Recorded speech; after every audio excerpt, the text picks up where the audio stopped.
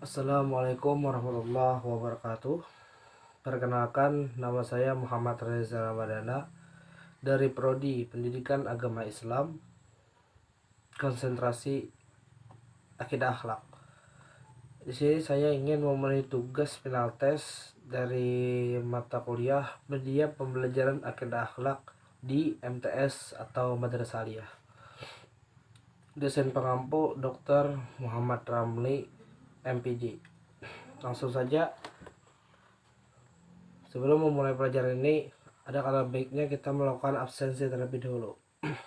Kepada anak-anak, apakah ada yang tidak hadir pada hari ini? Oh, alhamdulillah kalau hadir semua. Baiklah, kalau semuanya hadir, apakah anak-anak ingat pelajaran minggu tadi yang kita pelajari? Apakah masih ingat? Oh ya, apa? Oh iya betul, media pengajaran. Jadi hari ini kita akan masuk di sebuah pembahasan. Hari ini kita masuk di lain pembahasan tentang bagaimana cara kita cara kita meneladani sifat Nabi Muhammad SAW, sifat pendirinya. Jadi kepada anak-anak, silahkan simak video yang Bapak tayangkan di depan ini atau dengarkan. Silahkan kalian dengarkan, simak, dan kalian ambil dan jadikan pelajaran untuk kalian. Baiklah, mohon diam semuanya. Mandiri. Adik-adik, pada suatu ketika ada seorang pengemis berpakaian compang-camping pergi ke Madinah. Ia bermaksud untuk bertemu Nabi Muhammad SAW untuk meminta belas kasihan. Dengan keringat bercucuran, tibalah pengemis itu di rumah Nabi. Assalamualaikum warahmatullahi wabarakatuh, ya Rasulullah, seru pengemis itu dari depan rumah Nabi. Waalaikumsalam warahmatullahi wabarakatuh, jawab Nabi Muhammad SAW. Lalu ia mempersilahkan pengemis itu masuk. Wahai Rasulullah, aku ini miskin sekali, tidak punya apa-apa. Anak dan istriku kelaparan karena tidak ada makanan. Kasihanilah dan berilah aku sedekah, ya Rasulullah, kata si pengemis dengan mengiba. Mendengar cerita sang pengemis, terketuklah hati Nabi Muhammad SAW. Beliau mengambil makanan dan memberikannya kepada pengemis itu. Hati si pengemis sangat senang. Kemudian ia pamit untuk pulang. Dalam perjalanan pulang, ia membayangkan betapa senang anak istrinya nanti karena memperoleh makanan. Setibanya di rumah, si pengemis dan keluarganya menyantap makanan pemberian sang Nabi. Ia berita kepada istrinya, Rasulullah benar-benar orang berhati mulia. Beliau menerimaku dengan penuh keramahan dan kebaikan. Kalau begitu, Bapak pergi lagi saja besok. Siapa tahu diberikan yang lebih besar, kata istrinya. Baiklah, besok aku akan ke rumah Rasulullah lagi, kata si pengemis kepada istrinya. Keesokan harinya, pengemis itu kembali menemui Nabi Muhammad SAW dan menjelaskan maksud kedatangannya. Bukankah engkau yang kemarin datang ke sini? Tanya Nabi. Benar, wahai Rasul. Bantulah aku lagi, ya Rasul. Lalu, Nabi mengambil uang untuk diberikan sebagai sedekah kepada si pengemis. Dengan rendah hati Nabi berkata, terimalah uang ini. Jumlahnya hanya sedikit saja. Pergunakanlah dengan sebaik-baiknya di jalan Allah. Terima kasih, wahai Rasulullah, kata si pengemis dengan girang. Saat sampai di rumah, pengemis itu kembali menceritakan kebaikan sang Nabi kepada istrinya. Mereka berdua kemudian memutuskan untuk kembali ke rumah Nabi keesokan harinya.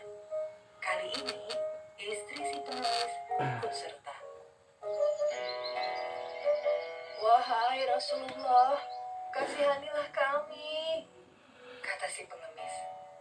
Berikanlah kami sedekah, wahai Rasul, timpal istrinya.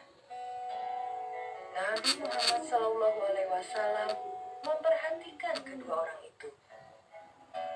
Beliau mengerti mereka malas bekerja. Lalu beliau masuk ke dalam rumah. Si pengemis dan istrinya senang sekali. Mereka berpikir akan mendapat uang banyak dari sang Nabi. Tak lama kemudian, Nabi Muhammad SAW muncul dengan membawa sebuah kapak. Ambillah kapak ini, kuberikan untukmu, kata Nabi. Si pengemis terkejut dan bertanya, wahai Rasulullah, apa yang harus kuperbuat dengan kapak ini? Yang kuperlukan adalah makanan atau uang. Kapak ini akan sangat berguna bagimu. Kau bisa menggunakannya untuk menebang pohon, memotong kayu, dan pekerjaan lain yang bisa menghasilkan uang bagimu dan keluargamu. Terang Rasulullah SAW. Si pengemis dan istrinya tertegun. Mereka sangat malu dan menyesal. Mereka sadar mencari nafkah dengan mengemis membuat mereka dan keluarganya menjadi hina karena bergantung kepada belas kasihan orang lain.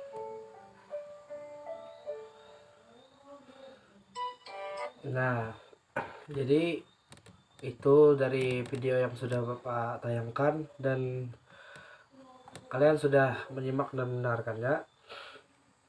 Apakah dari kalian ada yang ingin ditanyakan atau yang bersedia untuk menjelaskan?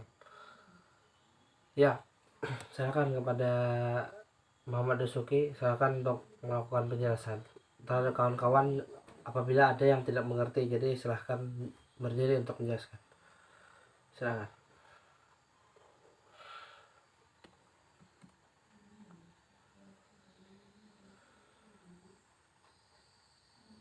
Iya, betul Muhammad Dasuki.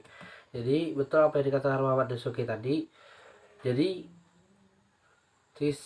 kisah yang dapat kita ambil dari pembelajaran dan video yang tadi yang sudah Bapak tayangkan tadi adalah mandiri. Karena kita tuh hidup karena boleh bergantung kepada orang lain.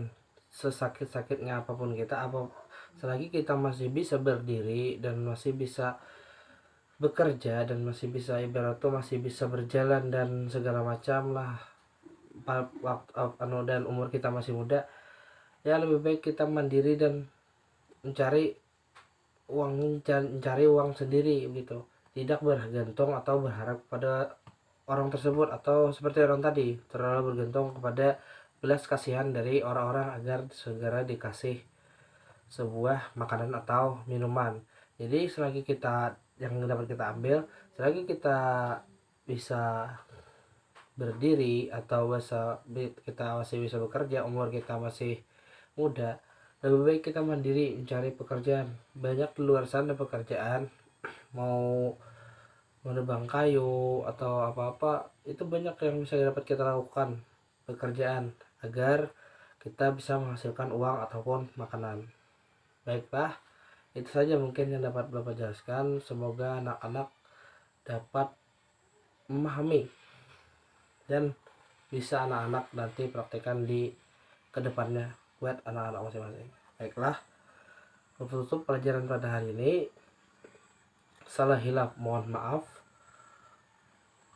Wassalamualaikum warahmatullahi wabarakatuh.